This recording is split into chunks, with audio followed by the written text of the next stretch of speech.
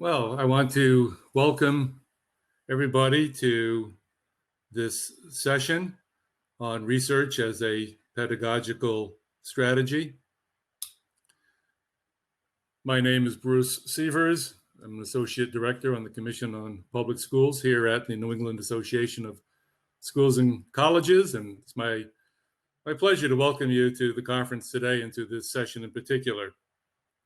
I want to remind folks to use the chat button to post any questions or comments that you have during the course of the presentation. Alejandro will has provided about 10 minutes at the conclusion of his presentation to respond to the questions and comments. Alejandro Noguera is the head of school of Gimnasio Campestre, which is a private all-male school founded 75 years ago. The school is located in the city of Bogota, Colombia.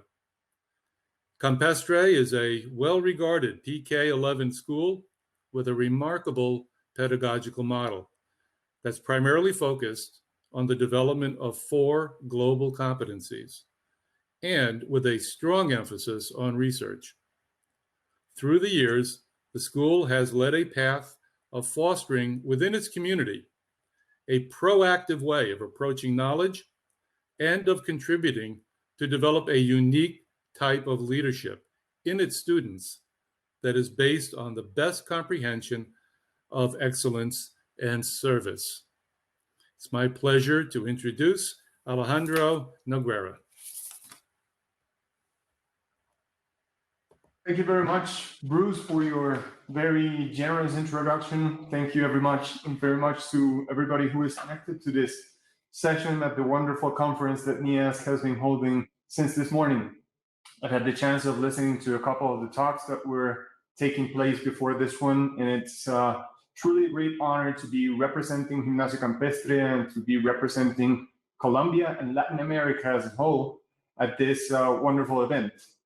And I'd also like to begin by thanking so many of the people that has been so helpful during these past days in preparing this presentation, and of course in connecting experiences along our membership as part of the New England Association of Schools and Colleges. First of all, I'd like to thank Jeff Bradley. I think that Jeff has been a wonderful support for us at school during the past years, and we've been having wonderful conversations about what we can do to improve education, not only at school, but in the general context that we participate at. So thank you, Jeff, not only for your support, but for all what you've done in terms of inviting us at Gimnasio Campestre to participate in global conversations. I'd also like to thank one of the speakers that is taking place in these days of the conference, who is Darlene Fisher. Darlene has been also a wonderful support for us at school as we walk through the path of the ACE Learning accreditation process, and of course, as a friend in this past months, as a great emotional support and very professional and personal support for me and for all members of our staff too. I want to acknowledge here the presence of some colleagues that we have met at school by the privilege of being accredited members of NEASC.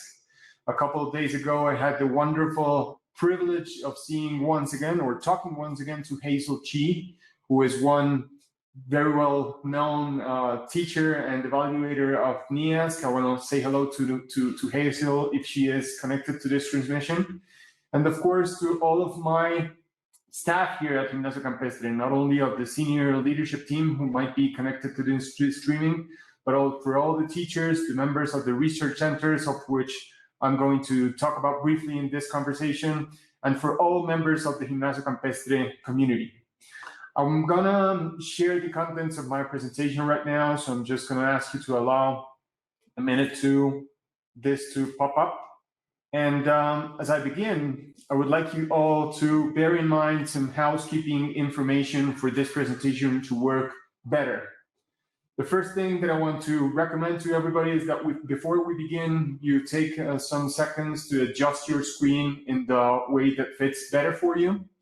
If it's okay for you to adjust it in 2 tiles, what you can do is just double click on the center of the presentation itself, and then you're going to be able minimizing the window so that you can see myself and the presentation, the two tiles that fit on the screen.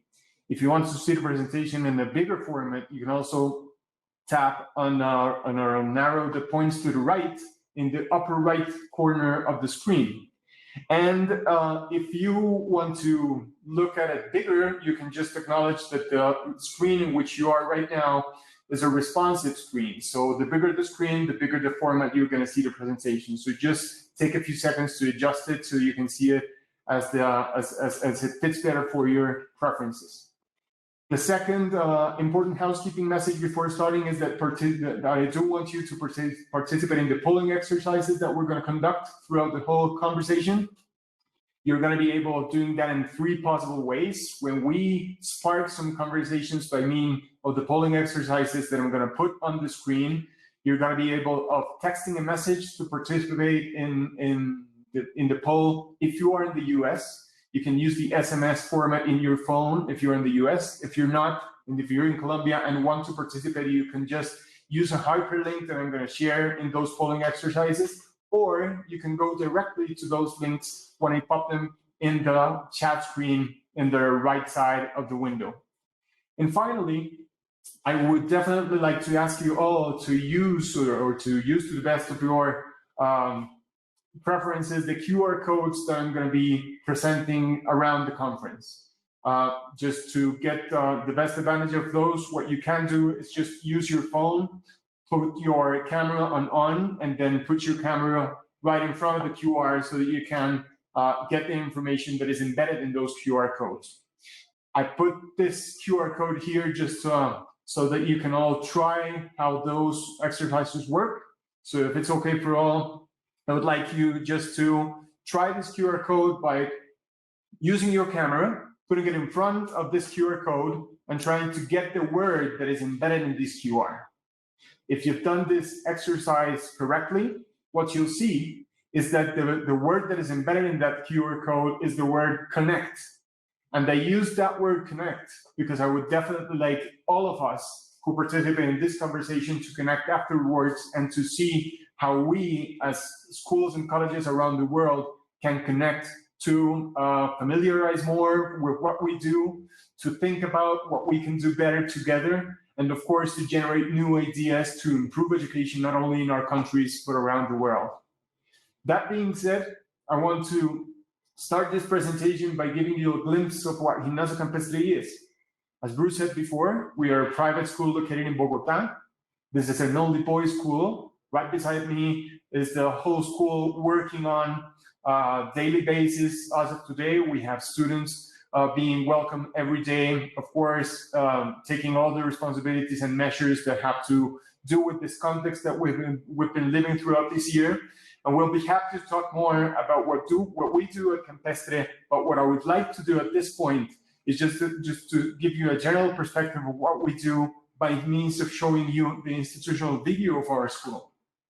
As you'll see in this video, we have been very deliberate in the sense of using Spanish as our primary language in the video. But we have put some subtitles in the belief that as a Colombian school, we have a lot to add value in terms of cultural aspects to the world. And in that sense, we understand language as a culture or as a vehicle of culture. So I'm going to show you the video for the next 8 minutes. I'm going to ask you to see it carefully, and if you want to maximize it, just go to the middle of the slide and double click it. And then afterwards, we'll begin formally with the presentation about research as learning and what we've learned throughout this past 20 years in terms of fostering research as a pedagogical strategy of our school. So I'm going to leave you with the presentation very rapidly, and afterwards, I'll come with the rest of the presentation.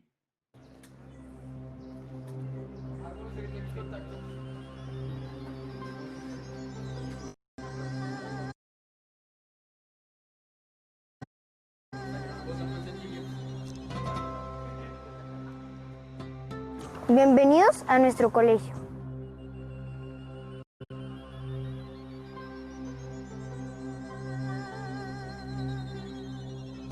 Welcome to our home. A nuestro jardín. a nuestro equipo. Bienvenidos al Gimnasio Campestre. A nuestra familia. La familia gimnasiana. Sabemos que la construcción de un mundo sostenible, justo y equitativo empieza en casa.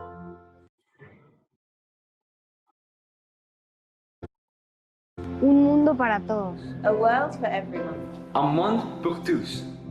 Sabemos que el mundo cambia con acciones que nacen del corazón y son impulsadas por el servicio y la entrega a los demás. Somos personas honestas. Con valores. Personas disciplinadas. Una familia de fuertes raíces colombianas, conscientes que las fronteras son imaginarias.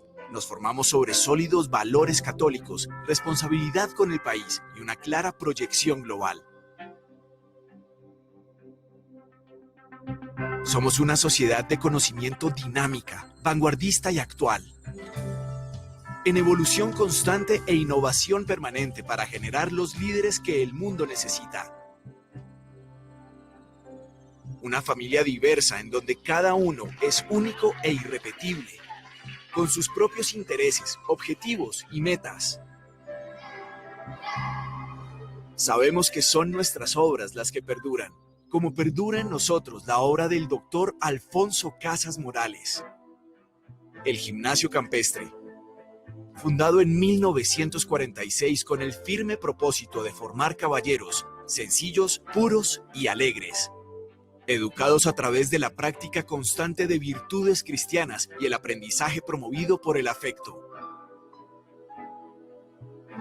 Después de 41 años bajo su dirección, el doctor Alfonso se despide del campestre, dejando su legado a quienes mejor lo cuidaríamos, sus alumnos. Dirigido desde entonces, siempre por gimnasianos, ha evolucionado y crecido, con visión de futuro y conservando intacto el espíritu y valores de fundación. Hoy el Campestre es un colegio de avanzada, maduro en sus procesos que hacen honor a sus principios y tradiciones. Un colegio que se reinventa y evoluciona, que reinvierte toda su experiencia y recursos en el aprendizaje de sus estudiantes, con seguridad, excelencia y afecto. Tiene una de las mejores instalaciones pedagógicas del país, espacios diseñados para el aprendizaje, para estimular el pensamiento, los sentidos y la creatividad. Con todas las tecnologías necesarias para la producción autónoma de conocimiento, cada rincón del colegio se convierte en facilitador del aprendizaje y constructor de competencias. Todos somos alumnos. Todos somos maestros. Somos un equipo, creadores de estrategias del aprendizaje. Integramos las ramas del saber de manera agradable y eficaz, formando personas autónomas, creadoras de nuevo conocimiento y soluciones a los retos que impone la vida. Nos gusta aprender, adquirir nueva información, analizarla de manera crítica y usarla para crear un mundo mejor. A mí me gusta aprender porque me ayuda a mantener a mi cerebro en forma.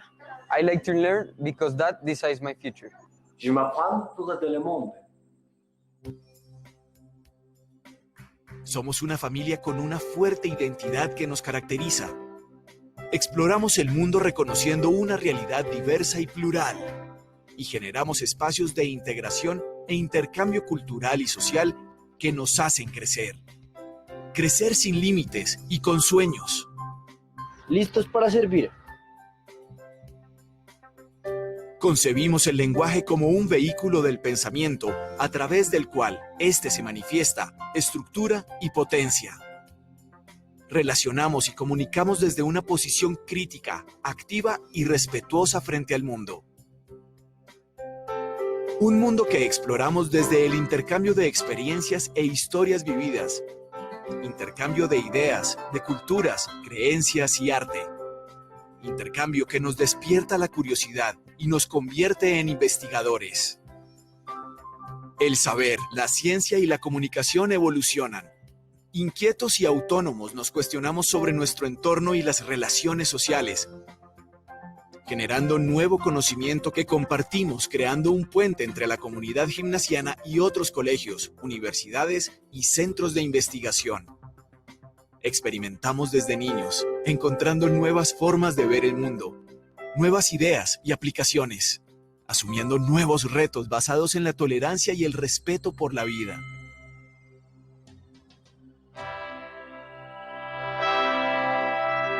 La sociedad es cada vez más rica y compleja en información. Contamos con múltiples recursos dentro y fuera de las aulas para convertirnos en usuarios creativos y eficaces, en comunicadores, colaboradores y productores de nuevas ideas. Conectándonos entre nosotros Y el mundo. Vemos en la tecnología una fuente infinita de nueva información, a la lectura y la escritura como motores esenciales de la investigación. Nos mantenemos actualizados, indagamos las últimas tendencias y avances en todas las disciplinas. Generamos proyectos audiovisuales, desarrollando nuestras habilidades para comunicarnos en todos los lenguajes y analizar los medios de manera crítica. Una creación colectiva que nos recuerda que la convivencia es responsabilidad de todos y exige la tolerancia, la solidaridad y el respeto de toda la comunidad. El buen trato es el trato. El Campestre es una institución educativa de formación integral, construida desde el afecto y la confianza. Somos autónomos, sabemos que nuestras acciones del día a día nos definen y modelan nuestro entorno. Creemos en la cultura de la sana convivencia, como alimento diario, crecer social y humanamente, teniendo como requisitos esenciales la prevención, seguridad y bienestar de todos. Creemos en el diálogo y la comprensión. Somos sensibles a las necesidades del otro. de ti. De mí. De nosotros. Somos una familia con lazos fuertes y duraderos que nos hacen enfrentar los retos del mundo de manera positiva y ética. Una familia dentro y fuera del aula. Acá crecemos todos. Crecemos en familia, como equipo. Crecemos como sociedad y como individuos. Crece nuestro espíritu. Crecen nuestros talentos. Felices y apasionados por aprenderlo todo, explorarlo todo y entregarlo todo. Crecemos como caballeros, con propósito, sentido y trascendencia. Somos gimnasianos. Somos Campestre.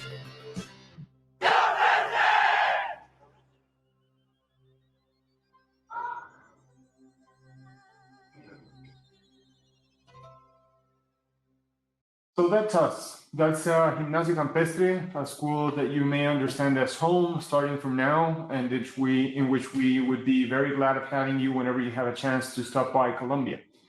In this talk, we're going to talk about how during the past 20 years, although the school is a 75-year-old school, we have been using research and understanding it differently as a way of fostering a new posture and a different way of looking at knowledge and understanding it as a nurturing aspect of our different lives. Our purpose with this conversation is mainly focused in providing you with what we've learned during this past 20 years in using research as a pedagogical strategy, and also in understanding how different it is to establish programs to promote different aspects in school life, being different from installing cultures that allow everybody to take part of an environment that stimulates certain aspects that you want to stimulate in school life too. What I aspire you all to take after this conference might be synthesized in three main insights that I'm going to share with you right now, and that I hope that we can accomplish by the end of this conversation. The first part has to do with understanding that research is not what we would call a white robe activity. As you might see around the conversation, what I'm going to show you is how we have learned throughout this in 20 years that regardless of the activities that you do, and regardless of what research projects you embark yourself on, you can definitely gain the best out of the research exercises before joining every different activity, and regardless of what aspect of what line of interest you're going to follow in the rest of your life.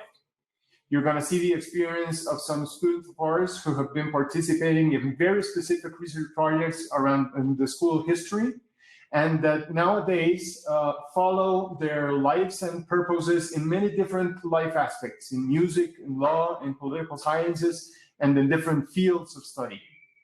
Second, and this is important, I want to show you how we have understood research can be in life a very nurturing exercise. Although you may understand research as a very boring activity for some, although research may be classified for some as an activity of writing some things that nobody is ever going to read, we are fully convinced after this path that although that may be true at some point of the research process, what is also true is that when you conduct good research, you find in research a very nurturing life exercise that is going to allow you to enrich your life in both the personal and the professional perspectives. And third, what we want to share with you this morning is that at school life, as you may know from your experience in the different education fields in which you might work on, you may identify two fields in which you may play bets. The first field is a field in which you might want to install some initiatives as a means to acquire or accomplish some specific objectives. And the second one is to understand that when it comes to real bets, when it comes to profound cultural bets, what you have to do is not to install a program or an initiative itself, but to think about strategies that help you foster a different culture at school. So by having said that, I'd like to start here talking with you about what our real bet has been during the past years. In year 2000, we started to think at school of how we could build an environment in which we could allow our students and our entire school community here to know and understand the enormousness of the universe by means of installing at school an astronomical observatory. By means of allowing our students to have the experience of looking at the universe, we thought that we could stimulate in them the curiosity to ask different questions about different phenomena that they were able of seeing. And with that initial experience, the school started to think about how to install different research centers so that by means of those research centers, we were able to spark new curiosity and new questions in our students. So we not only established this astronomical observatory, but we started to think about what would represent for a school to have also a molecular biology lab at school and to install 6 different research centers that work as catalyzers of questions and of curiosity and of research processes within the school community. Nowadays, we have 6 research centers, which are focused 3 in natural sciences and 3 in humanities, that work as an essential part of our curriculum, helping our students and our teachers to promote research processes within the school community. What started as an initiative, what started as an idea to see how research could be embedded in a school culture of pre-K through 11 school, evolved as an initiative that really transformed into the DNA of our school. And nowadays we can talk about a school community that doesn't have research included in its appendix, that doesn't have research included as a program or as an initiative, but that has research involved in its DNA as a way of looking at life. So with that, I would like to start with an initial question for you. One of the initial questions that somebody from outside the school community might ask would be, what would be the main purpose of a school to promote research as a pedagogical strategy or as a culture within the school? It may be different reasons why a private school in Bogota would convince itself or would like to convince others of the importance of teaching students between 4 and 18-year-olds to ask good questions, to approach knowledge in different ways. There would be different reasons why a school might be interested in doing some things that in general in society would tend to understand as aspects to be worked on when we go to university or when we work in the professional life. So in order to spark a new conversation with you and to start to engage, although we're not together in the same room I would like to ask you to participate in this live poll very rapidly. I would like you all to go to the link that is in the upper end of this slide, or if you're in the US, to text a message to that SMS and to answer that simple question. In your concept, what could be the main interest of a pre-K through 11 school in promoting high quality research within the school? The poll is actually active right now, so if you don't mind, I would like you all to take a second or two just to go to that link. I'm going to post it in the chat here at the session so that we can see the answers of you and that, so that we can continue the conversation.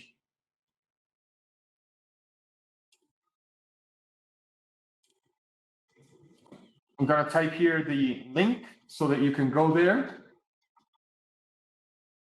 I think that Judy has helped me including the link there. And if you go directly to that link, you will be able of answering in one of the 4 sentences that is put there.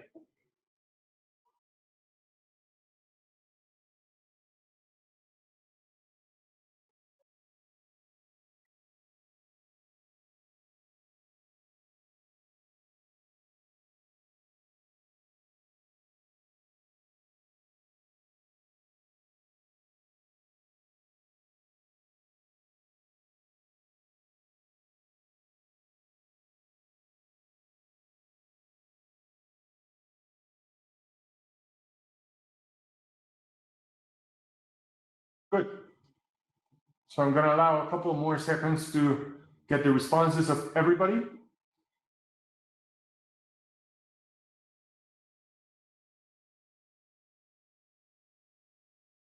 And it's interesting to see by this exercise how in all the 4 possible answers, it's some truth is involved. What I wanted to spark with this live poll was just a conversation to see how when you are trying to install culture in any sense at school, there are many different ends to which you might aim. Of course, B would not be an option. You could not do a program or a strategy just to satisfy one person's interests or one group of people's interests. But in all other possible answers, there is some truth. And the thing here to acknowledge is that although in our concept, the most important aspect to foster by including research as a part of our pedagogical strategies at school has to do with promoting a new way of approaching knowledge or of understanding knowledge as an element or aspect that is going to enrich your life in many different senses. We, of course, pay a lot of importance to teaching our entire community how important it is to produce new knowledge in a society that it's tended to be led not by science, but by emotions, to teach the scientific method in order to, for all of us to understand that research is a matter of technique also, and to understand that when we have a proactive way of standing before problems, we have better ways to understand how life as a whole works in our society. So thank you all for participating in this initial exercise, and we're gonna have a couple more throughout the presentation. By conducting this initial conversation, what I wanted to present also was what our real bet has been during this past years in terms of research. And in order to do so, what I'm going to do is just share with you 2 wonderful stories of 2 different groups of studies that I've taken arbitrarily out of the many different stories that I could highlight of what we've learned of the work of our faculty and students during this 20 years itinerary in research at school.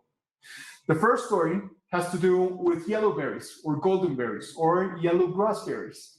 It turns out that in Colombia, yellow groseberries or uchuvas, as we call them in Spanish, are very attractive fruits. They are very tasteful fruits that people tend to buy a lot because they are really awesome fruits that are only harvested at one specific journey of the year or moment of the year. But it turns out that uchuvas or yellow goldberries have one of several problems in terms of their commercialization, and those are in terms of their exportation to different locations. Yellow berries or goldberries have the same problem that other fruits have in terms of their browning process. All fruits, as you know, when they're cut, they initiate a very fast process of oxidation that is part of a biological problem. And as part of one of the research projects that was worked on with a group of students, of 5th grade students here at school, the Research Center in Molecular Biology, whose leader is actually participating here in this conference today and listening to this testimony, decided to study the phenomenon of the oxidation in the goldberries specifically to see how the whole phenomenon of oxidation worked in that fruit specifically. What they decided to do was to try to understand specifically what was the element that provoked or sparked that browning process in the fruits themselves, and specifically in goldberries. And what they found was that there was an enzyme, a proteic enzyme included in the DNA of these fruits that was the responsible element for producing this phenomenon of oxidation. One thing that I didn't mention when I was talking about goldberries initially was that when it comes to the commercialization or the selling process of the goldberries, the producers of goldberries were facing an important issue, which was that due to the speed of the oxidation process of these goldberries, the goldberries were not very attractive for resellers because they oxidate too fast. Also, the other problem for consumers was that although the producers of goldberries had found one way to solve this problem, what they found was that the only way to slow the oxidation process of the goldberries or to slow the browning process itself was by adding some chemicals to the fruit, which of course meant that when people consumed them, they were not as organic as they would wish them to be.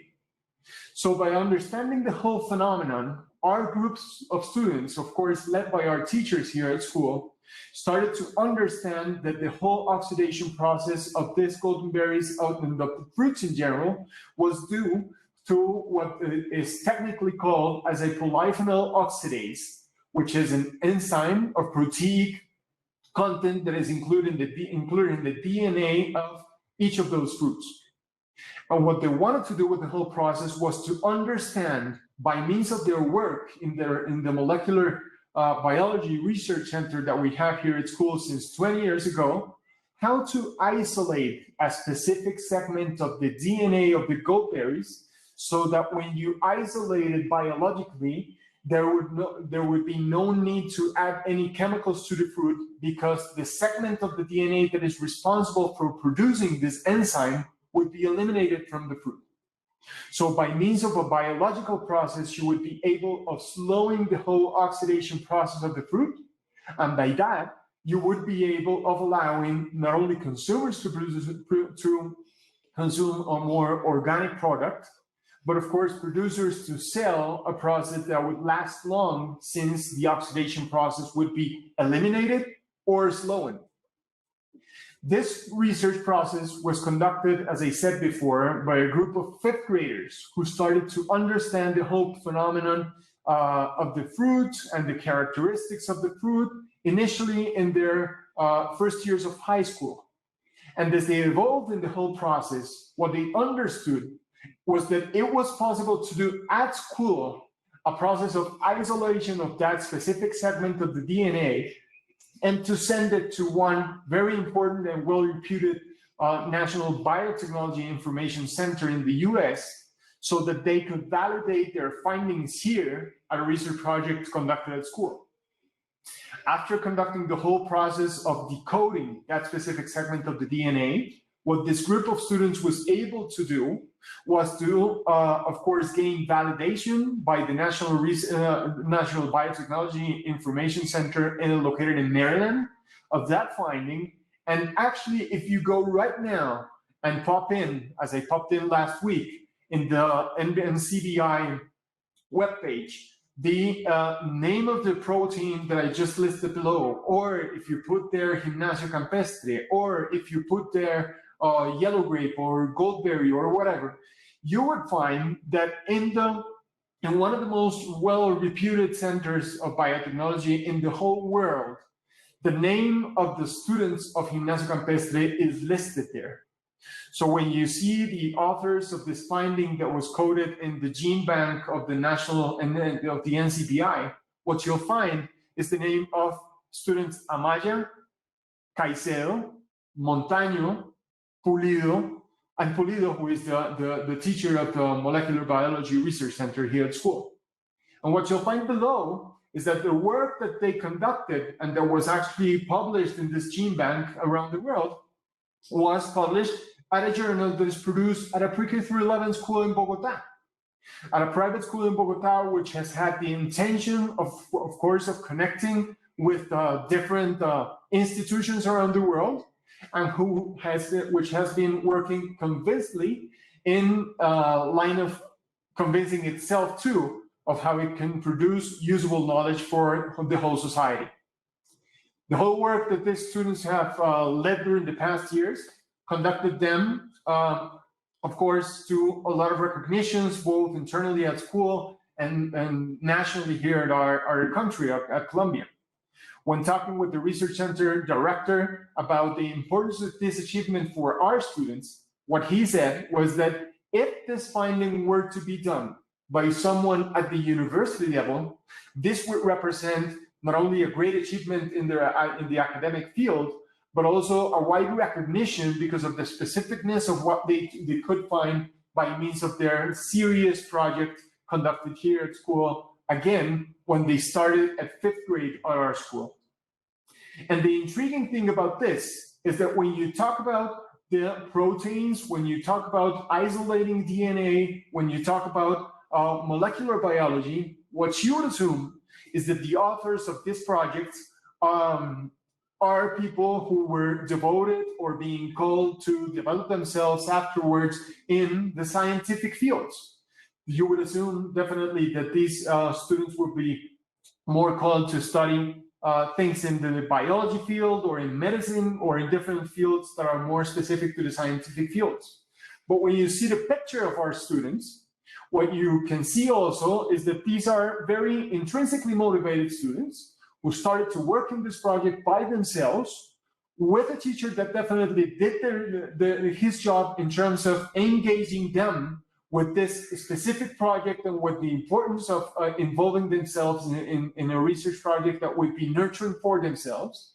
And this has represented a lot in terms of achievement for them, not only because they are well renowned in the scientific world right now, but because although not any of those students that you are seeing in the photo actually studied right now something that is related to biology or medicine or anything, but because they have a different posture before knowledge due to the work that they conducted here at school.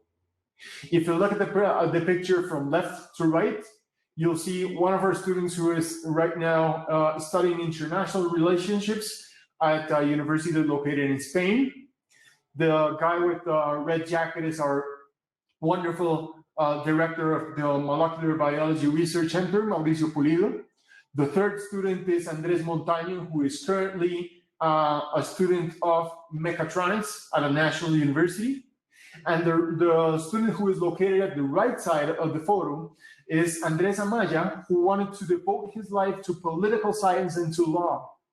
So the one question that you may ask is, why would they be interested in intriguing or searching about the DNA of the yellow grape if they wanted to devote themselves to such a different aspect of knowledge? And when he talked to them a couple of years ago before they graduated from school about the value that represented for them as human beings, what they said was that the experience of studying specific phenomena, such as the one that Mauricio pointed out to them, to understand the importance of method throughout this research project that they conducted during their high school years, and to understand the importance of producing new knowledge permanently as a way to lead society was the most important thing that they could learn at school. Of course, it would not take a lot of effort to see how important this project was for them as persons. You would only need to see how their eyes bright in this photo. And of course, this whole research project represented for them a lot of achievements and a lot of recognition, not only internally, but nationally. These students were recognized in many journals and the many academic events during the next years after the findings that they made and after the NCBI effectively registered their findings as part of their gene banks. And of course, this has represented a big pride for our school, because after many years, we have been able of demonstrating how our initial bet made 20 years ago of convincing ourselves and convincing society of how a pre-K through 11 school was able to produce usable knowledge for society as a whole was actually proved initially by these kinds of projects. The second story that I want to share with you today has to do with a landscape. And it's a landscape that I want to show you after showing you one specific aspect of what we do at school, and is the publication of a journal that we use in order to summarize the whole student publications and teacher publications that we conduct at school. If you scan this QR code, if you go to that link that is embedded in this QR code, you're going to see the whole publications that we have been able to work with our students and faculty during the past 20 years. And by means of this publication, what we have gained at school is a means to guarantee that our whole community has a platform to provoke conversations with the academic community about the phenomena that we like to study. So if you go to that publication, not only you're going to be able of seeing what the guys working on the yellow grape have done in the past years, but you would also be able of looking at how our teachers and our students involve themselves in research projects that have to do with arts, with music, with social studies, with environmental studies, and of course with astronomics and molecular biology, as I explained to you before. The second story I want to share with you today doesn't have to do with fruits. It has to do with this landscape. It turns out that in Colombia, nearby Bogota, there is a very important river that feeds of water for different municipalities around the Savannah of Bogota. These 4 different municipalities, as I stated before, serve themselves from the water fed by the Teusacar River. And the Teusacar River is a very important river in our region that has been widely affected by human intervention, as you're going to see afterwards in this marvelous video that records the landscape of the basin of the Teusacar River. The Teusacar River is located not too far from our school, but definitely not near to our school too. But at some point a couple of years ago, we received an invitation to participate in a research project that could allow us to understand the phenomena that were taking place at the Teusacar, so that we were able to induce our community to a conversation about what we could do to solve the different problems that were taking place there. As you'll see in this part of the video, what was happening at the Teusacar River, that was that due to the human intervention, of course, the basin of the river was suffering a lot in terms of the environment. And of course, the quality of the water that was being provided by the Teusacar River was suffering in terms of quality, with all that represents in terms of impact to the broader community that serves from that water, and of course, to the whole society, about understanding the real role of protecting water and the importance of gaining awareness of our responsibility in that specific task. When we understood that specific problem, by means of the work conducted by the Research Center in Arts and by the Research Center in Environmental Studies, we started to understand what our role as human beings had to be when it comes to promoting a better environment, when it comes to do with talking about sustainability, when it has to do with protecting water as a source of life. And by means of different strategies, what we started to do, of course, by the leadership of the teachers who were involved in that experience, was to get our students outside the school to talk with people in the community to understand what we could do to teach others to understand the importance of water in the planet, to understand better what was the perspective of students, as these students of public schools in the areas that surround the basin of the Teusacar River, in terms of what they know about the river, what they know about the human interventions on the river and the impact that they were doing in that river. We, of course, wanted to to be evolving in different groups, so we decided to establish a group of vigilance or looks that were always constantly worried about promoting a better way to gain awareness in the community about how to take better care of the whole river. We invited groups of students who were led by those environmental looks to take a better understanding, or to get a better understanding of what we can do to protect the basin of different rivers around our country and around the world. And of course, we were not only intrigued by how to understand those phenomena outside of the school, but we were very intrigued about how to bring all the learnings that we could gain from the outside of the school to the school community itself. So by means of an artistic work, 2 years ago, the people that worked in the Research Center in Arts, and I hope that Sandra is connected to this conference to see how wonderful the work that they did at the artistic expositions that they did a couple of years ago has played an important role in this aspect. The group that worked in the protection of the basin of the Teusacar River decided to conduct a whole exposition of art in the community to invite people from outside the city, from inside the city, from the cuenca, from the basin of the river, to see how could they promote a better awareness of what to do to protect that basin and to protect the environment as a whole.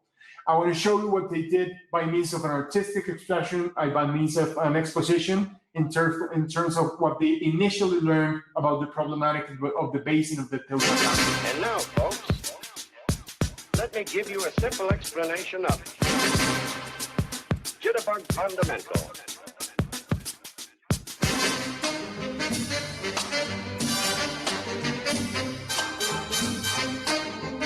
You may easily see the basic movements of the... If you see this, what you're going to see is our school being used as an exhibit of all the artistic expressions that both our students, our teachers, and the broader community did in order to expose what they understood about the problematic of the water after studying the problematic of the basin of the Cuenca, of the basin of the Teusacar River. As you may see in this exhibition, they decided to do a whole variety of experiences for people who were visiting.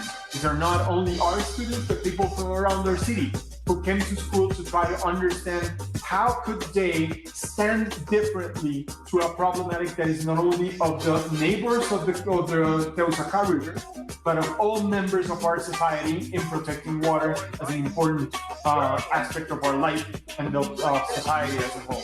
So what they did was to conduct an artistic exposition, they conducted workshops, they conducted musical presentations in order for our people to gain awareness.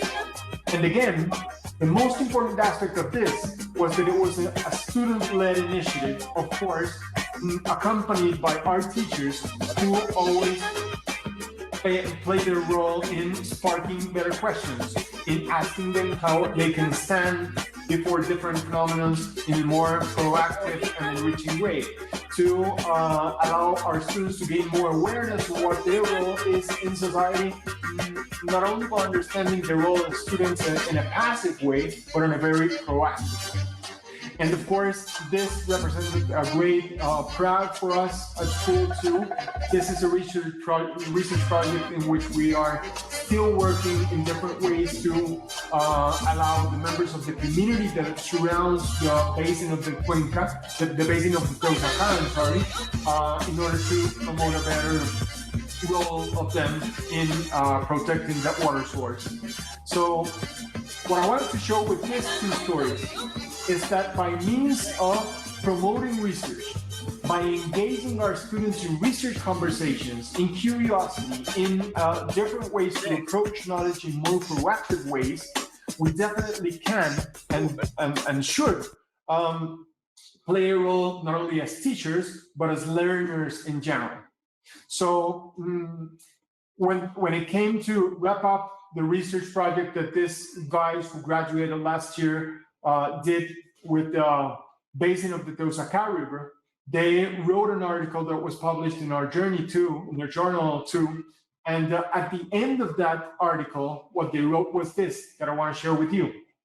They said the response to the experience that they had in studying the whole phenomenon of the basin of the Cuenca, of the Teusacá, was highly positive in aesthetical and reflective terms, which demonstrates that the scope of an artistic process that integrates different learnings and the complete creation cycle, conception, construction, assemble, exhibition, and registration in a school context highly enriches the ways by which one approaches knowledge. This is a paraphrased part of the scientific article written by one of our students, Jose Maria Silva, with one of our teachers, with Sandra Barrera, which is exposed in one of the editions of Astrolabio, which was published 6 months ago. So what I want to talk about by showing you these two experiences is about how we as educators can spark conversations of different aspects with our students that help them find their way of learning in a more autonomous, in a more authentical, and in a more symmetrical way. And I'm going to talk about that in a moment, but before I do that, I want to open some space for you to express what you think that we can learn from the past experience that I've shown in terms of how we can engage in learning with our students by means of research. How do you think that we can learn as educators from an experience in which students from 5th grade and then from 11th grade were able to have their work published by the most well-reputed biotechnology center in the world, or specifically in the United States, or what you think we can learn as educators from the experience of students devoting themselves to studying the environmental phenomena in the basin of a river located outside of Bogota and nearby the savannah of Bogota. So I'd like you all to take a second to reflect on the experience that I have had the chance of presenting here, and to include those responses there so that we can start to wrap up this initial part of the presentation.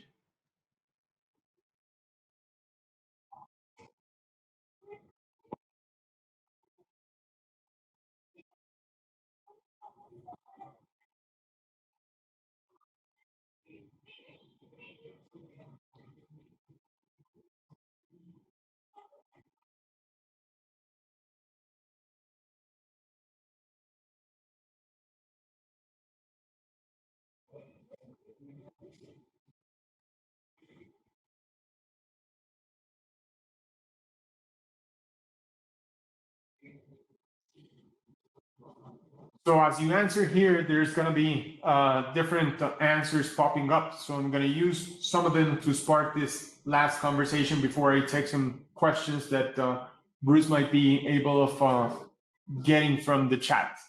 So first of all, somebody says here that using research to connect the scientific topics being discussed to their everyday lives. When students are genuinely engaged in learning, they can achieve really amazing things, which I absolutely agree on, and which I'm going to highlight at the end of this conference. And when it has to do with the first comment that was placed in this poll, I definitely want to highlight the importance of autonomous and intrinsic motivation in learning as a means to more deep and thoughtful learning. Integrative learning, of course, has been a great finding for us since we've had the experience of showing ourselves how there are different perspectives by which we can study different phenomena. As you saw in the second story that I shared, one way of studying the aspects associated with the river had to do with environmental issues, and one would think initially that artistic aspects had nothing to do with that. But when it came to exposing what they've learned from the outside, internally, they understood how important the role of artistic expressions are in terms of exposing what they learned, and of course sharing it with other members of the community. And of course, we can allow some more seconds for you to reflect some more on this question, but what I can share from our broader experience is that what we've learned during these past years is that when you devote yourself to embed a culture around something, in our case, this bet was around research as a whole and understanding research as a pedagogical strategy that is embedded in the broader aspects of the school curriculum. What we can learn is the importance of autonomous learning, of involving students in conversations that have to do with their questions about phenomena, not only about our questions about phenomena. The second aspect that we learned is the importance of authentic learning in terms of involving students with real life aspects, with things that are playing a significant role in the day-to-day phenomena that occur. As you may be able to see in the publications that we do in Astrolabio, in our scientific journal, you would see there that there are many questions that our students spark in terms of political aspects, in terms of scientific aspects, in terms of artistic aspects that have to do with specific problems that take place on a daily basis. And in that sense, authentic learning has to do with engaging them with the solutions to problems that are affecting society as a whole right now. It is our understanding that school life cannot be understood as a couch where students just wait for time to pass and then to play a role to lead society, but has to be understood as a platform where students effectively contribute to generate solutions to real life problems that are happening at this point of life.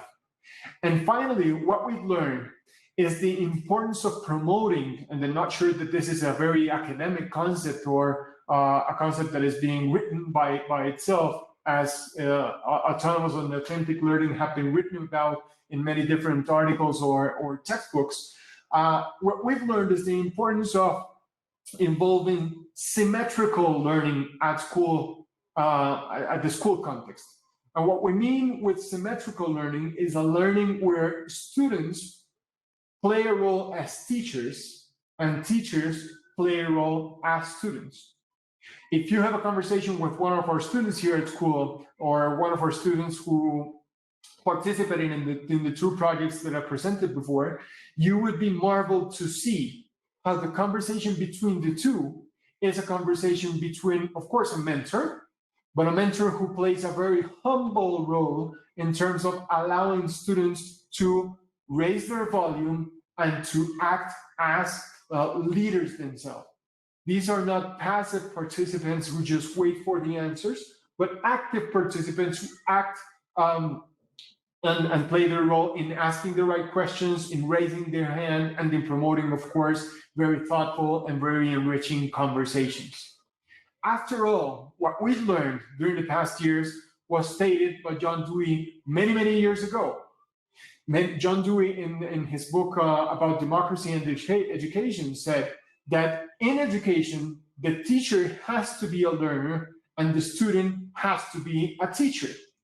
And he stated it in these terms, and here I'm reading the quote. He said that in such, the teacher is a learner and the learner is without knowing it a teacher. And upon the whole, the less consciousness there is on either side of either giving or receiving instruction, the better. After all, I think that what John Dewey tried to state in this quote was that our role in education has to be symmetrical always, and that we have to do a lot of effort in trying to provoke conversations that are horizontal and in which we, teachers and learners, play an equivalent role. I want to stop here.